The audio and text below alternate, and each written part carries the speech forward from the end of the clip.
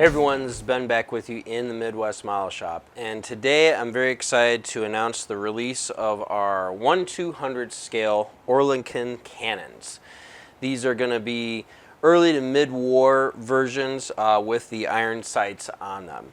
So those of you who follow the channel know that when I built the Missouri, the bane of that whole build for me was the Oerlikon Cannons. I think I had to make 42 of them, all out of photo etch, and it was awful. It just took forever. I think there were 7 pieces per cannon that had to be folded up, all of them microscopic.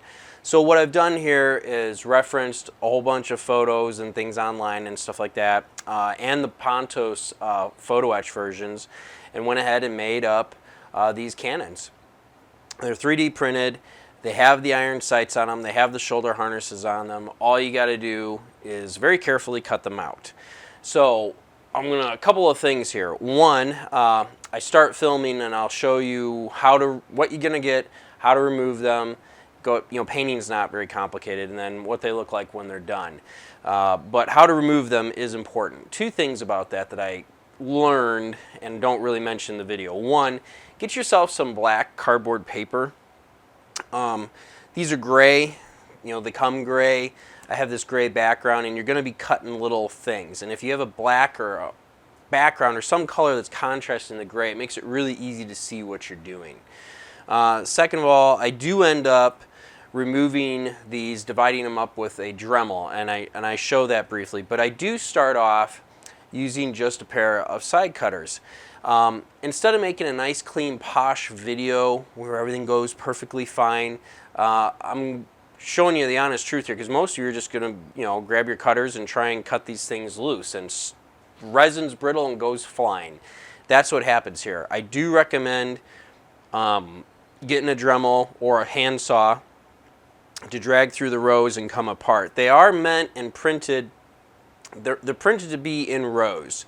10 or 1 to 5 long, and they're meant to be painted that way also, because it's actually very easy to, once you get these in rows, to just kind of go right along and clip everything the same, and go right along and paint everything the same, and get 5 done at a time in a nice little batch.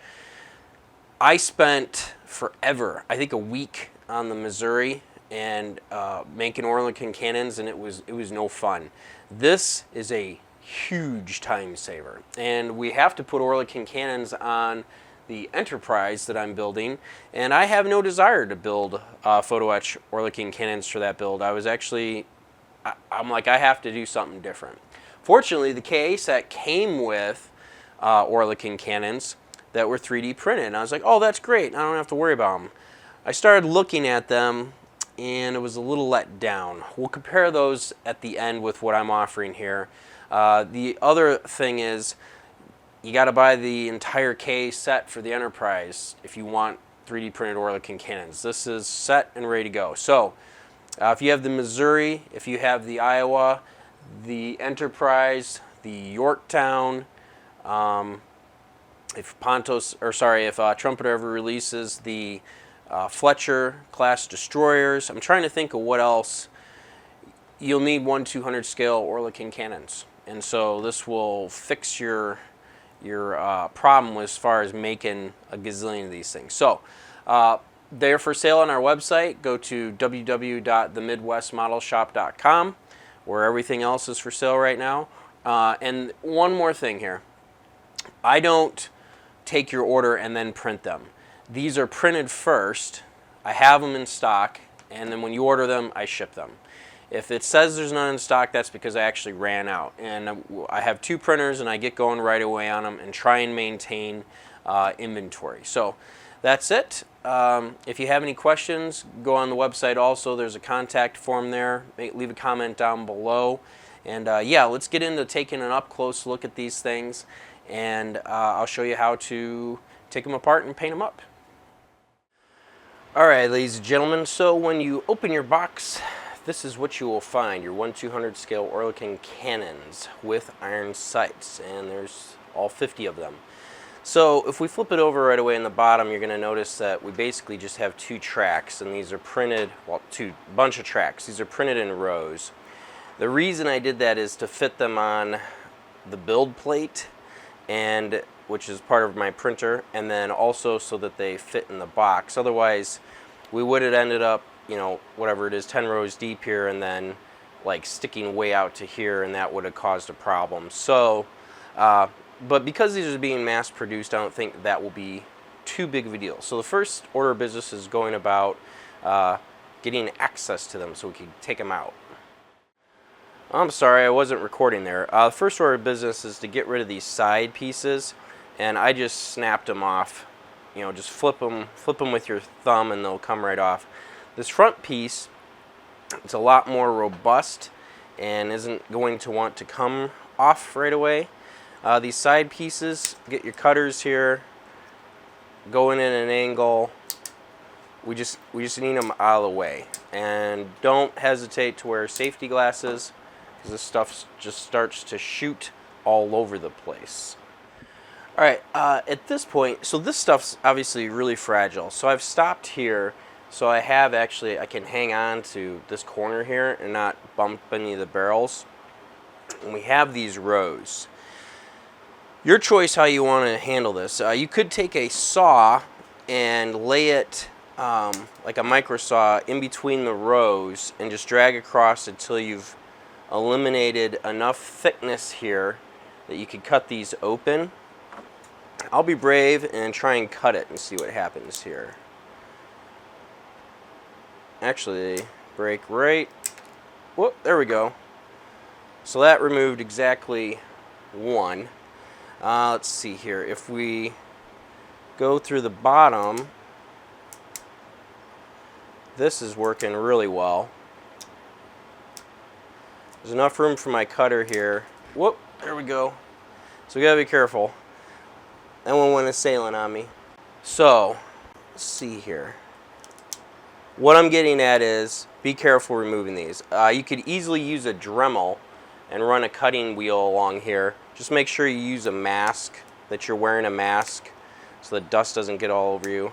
And you can remove an entire row of these. Once you have a row removed, they're all easily accessible from either side, and you could work with them in a row and not have any troubles. Okay. So, we're going to get to kind of a mess like this. Let's clean this up here and we'll zoom in close, see what we're doing. Alright, so here we've got a bunch of them removed, and sorry I skipped ahead a little bit. I went ahead and actually used a Dremel. That's what this light dusty gray line is, and I scored the backside very carefully till I ended up with a whole row. There's 4 here because I did a little test just to see what would happen. You'd have a row of 5. You could go ahead and start removing these as they are, but for demonstration purposes we'll do just one, and I've switched to a black background here so we can see what's going on. If you'd like to separate these, you could go ahead and go right in between now all the way with your cutter. Just hold them both carefully, a little snip, and then there you go, you have just one. And now we could go ahead and begin carefully removing all of our little sprues. So what I do, get a very sharp, nice set of cutters, go right to the little spot and a little snip, and then go down to the bottom and cut that support completely out of the way. That one's already broke, which is nice. We're good. Now on this side, we've got 2 holding up the magazine. I had to do this because the magazine's suspended. Alright, and then we've got our shield here.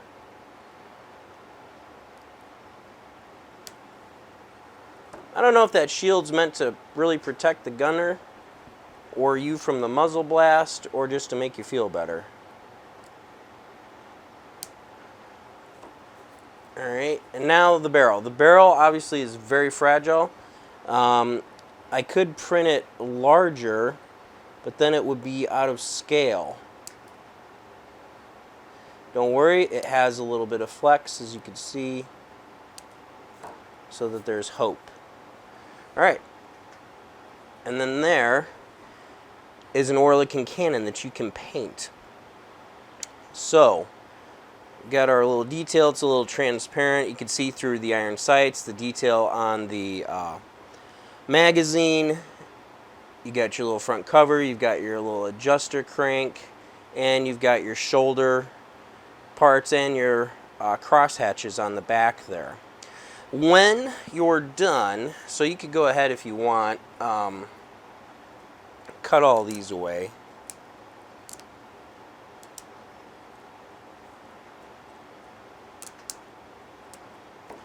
When you're done, the final cut is going to be right here. You're going to be going like that. And you're going to be snipping this whole thing off right underneath there. And you might have to do just a little bit of sanding. But at this point, you can hold the whole thing in your hand. You could attach it to a board, put on a stick, whatever you want. We're going to get it painted. So the next step is to go ahead and paint these up. I'm going to use a gray. Let me dig out an appropriate navy color here. Okay, here we have some pieces ready to go for paint. Real quick, I want to mention, here's a strip of 5. I was able, and I apologize for not filming this, but I got into a little groove. I just started on one side clipping, and it went real fast to get all these cleared up and ready to go. So there is value in putting them in a little strip like this, I think, for mass production here, saving time. For my paint demo, I'm going to go with True North paints here. We're going to use United States Navy 1943 5-Lima light gray, because I figure that's about the time frame we're doing anywho. And so we'll go ahead and get some color on these next. And then obviously black for the gun. And I got to decide what color I'm going to paint the magazine and the armrest. Like I might get some leather out. I don't even know if that's accurate. Well, we're going to paint. We're going to paint.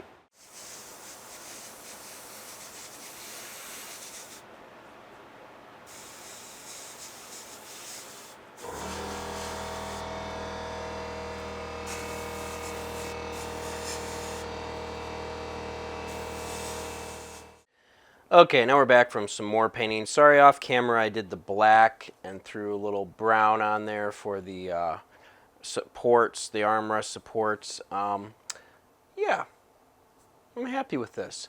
So now we need to remove this, and I'm gonna demonstrate this, and I'm gonna make a suggestion. I may make a change down the road.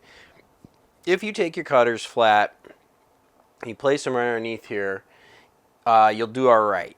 Most of the time. It's possible you could damage the base. So what I would do is angle it down. See how I've left some material there? Angle it down, gently hang on, give it a squeeze. And we're left with some material on the bottom there. So what I do at this point, grab your tweezers,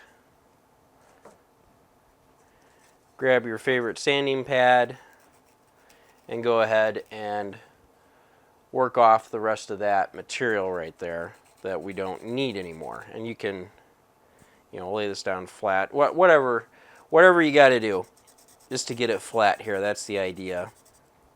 And if you do end up breaking part of the base, you can put a little filler in easily enough. A touch of CA glue. You're going to glue this down with CA glue anyway. Yeah, that's about it, actually, right there. And then there's your gun, like so. All right, let's take a look at a few of these. Oh, this is our finished product. They are small, in case you weren't already aware. But I think they look good. And definitely were quick and easy and not a real pain in the rear to deal with. I think the biggest thing to watch out for, obviously, besides being careful, is when you go to remove them. Like I just demonstrated in the previous scene, just be careful with how you cut them off. And like I said, I might make a change. The reason I have that big thing on there is that it prints the base correctly. If I do regular supports like you moved earlier, things might not go so well with the printing process. Everything's a big trade-off. I do real quick want to show you, these are the KA 3D printed Oerlikon cannons that came with the Enterprise, the Enterprise's KA set. Now, to be fair, I think they have you put photo etch shoulder harnesses on there, but there's no sights and everything's pretty thick and heavy duty. I was excited when I saw these in the kit. I was disappointed when I realized the quality, and you can see there's a difference here between what I'm offering and what you get there. So anyway, and you got to buy the entire detail kit set for the Enterprise to get this. This is a la carte. You get 50 of these and you are set and ready to go. So that is it. Hopefully this is a good option for some of you guys. I know I'm going to be using them here on all my 1/200 scale builds from here on out. And leave a comment down below or send a message if you think you would like the modern version of these with the, I say modern, when they put the digital aim controller on here, the sight, there's a big box and a thing on the front and a whole wiring harness. If there's enough demand for that, I'll go ahead and model those too. But that was all late war. This is all kind of the bulk of the stuff. So, all right, that's it. We'll see you guys next time.